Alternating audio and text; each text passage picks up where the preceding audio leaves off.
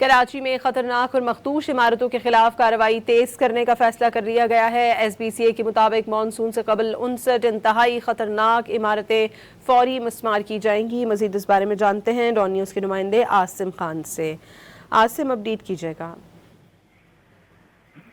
खतरनाक और मजबूत इमारतों के खिलाफ कार्रवाई तेज करने का फैसला किया गया है। मानसून से कबल 59 खतरनाक इमारतें जिन्हें फौरी मस्मार आसिम, जाएगा। आपसे शहर दोबारा में रब्ता मजबूरी करने की तौर कोशिश करेंगे। कराची में खतरनाक और मखदूश इमारतों के खिलाफ कार्रवाई तेज करने का फैसला कर लिया गया है। SBCA के मुताबिक मानसून से कबल 59 इंतहाई खतरनाक इमारतें फौरी तौर पर मस्मार की जाएंगी। DG Sindh building control authority ने हिदायत जारी कर दी हैं।